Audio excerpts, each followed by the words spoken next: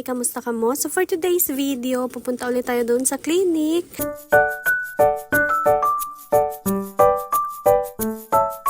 Maray na daw mga idol, mga iday!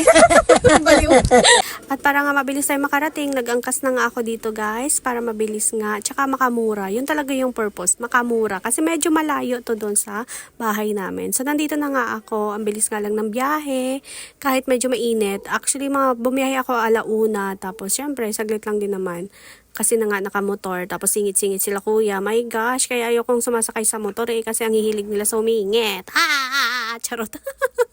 Pero ayan, buti lang safe na nakarating. Tapos ayan, nagulat ako wala pang katao-tao. Akala huli na ako sa pila. Yun pala, wala pang katao-tao dito, my gosh.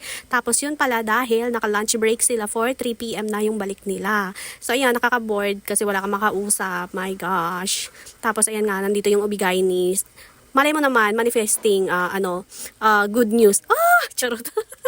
Tapos, ayan na nga. So, antay-antay lang muna tayo. Nakaka-board nga dito, guys. Kasi nga, hindi naman ako pwedeng makahiga dito. Nakakahiya humiga kahit inaantok ako.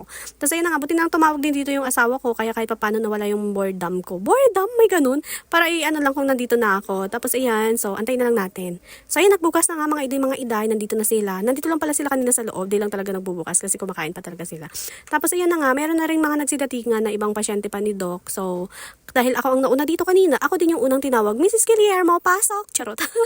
Tapos ayun na nga, yung natanggal na ng doktor, sabi niya, dalhin ko daw. Sabi ko, sige, papakita ko sa asawa ko. I'm sure magugulat siya, my gosh. Charot. Pero ang good news kasi, hindi na ako ulit babalik dito. Niresetahan na lang niya ako ng gamot, ng panibagong iinumin, ganun. Tapos nagantay na rin ako dito ng binok kong angkas para makauwi na. Charot. Yes, kailangan natin umuwi. Hindi tayo pwedeng tumambay dito. Hindi tayo taga rito. Hindi ko kilala yung lugar na to dito. Charot. This is Paranaque pa rin naman. Paranaque Bitter Living. Hello, charot.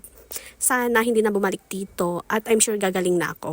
Hello guys! So, galing na nga ako dun sa clinic. Medyo masakit pa siya. So, inom lang ako ngayon ng gatas tapos kakain lang ako ng tinapay para makainom ako ng gamot pantanggal ng sakit kasi masakit siya. Kasi hindi ako makanguya na maayos. Hopefully gumaling na siya kaagad. So ngayon, kasi nag-half day naman ako ngayon, wala akong gagawin. Maya-maya, mahiga siguro ako magpapahinga. Pero, tutupin ko muna itong mga tupiin kasi nagkakalat na siya dun sa lagayan namin ng damit. Ganun. So, tapos meron akong tatahiin na mga damit, yung lalo na yung boxer ng asawa ko kasi napunit na siya. So, tatahiin muna natin siya. Maliit lang naman yung butas, pero tahiin na natin para din na lumaki. Malabo yung mata ko, pero susubukan natin. Kasi yung naglalagay lagi ng sinulid dito, yung asawa ko. Siya naglalagay ng sinulid. Kaya wala. Ay, ang hirap. Malabo pa naman yung mata ko. Sige, makapasok siya. Galing. So yeah, let's make tahi-tahi. Grabe, napagod ako doon. Sumakay ako nag-angkas lang ako guys, para mabilis. Tsaka medyo mura kasi pag nag-grab ako ulit, grabe yung pamasahe, ang mahal-mahal. Magkano yung difference, diba? Ngayon nag-angkas ako, ang binayaran ko 120. 120 papunta dito, tapos bali 130 papunta pabalik. Bali 260. Samantalang nung unang punta ko doon, nag-grab ako, almost 1,000 yung pamasahe ko balikan. Grabe. Ang sarap ng buhay pag ganito lang, chill-chill lang. Walang masyadong iniintindi.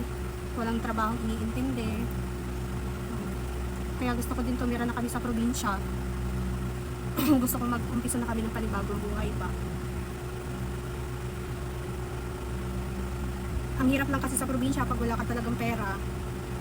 Siyempre, lalo pag hindi ka marunong sa mga gawain sa bukid, paano ka mabubuhay? Masarap naman sana mabuhay sa probinsya, kaso nga lang, hindi patas. Doon sa probinsya, dugot pawis mo talaga yung ibibigay mo sa trabaho mo para kumita. Tapos, pag kumita ka, sobrang baba. Dito naman sa Maynila, kung gaano kagaan yung trabaho mo, ganyan naman kalaki yung sahod mo. Ganun. Dati may mga kilala akong patulog-tulog lang pero sumasahod ng 200,000 per month. Sana all. Diba? Ganun talaga ang buhay. So ayan, natahi ko na siya. So, magtutupi na lang ako. Tapos, titimpla lang ako ng gatas guys kasi nga, iinom pa ako ng gamot. Gusto kong uminom ng gamot para mabawasan yung sakit na nararamdaman ko. Charing! Ano kaya makikita mamaya ng asawa ko sa tenga ko? Hopefully, he would be happy for me. Kasi sana mabawasan na yung sakit for almost years na. Maggagatas muna ako while nagtutupi. Yan, nagtipla na ako ng gatas. Gatas to guys, gatas.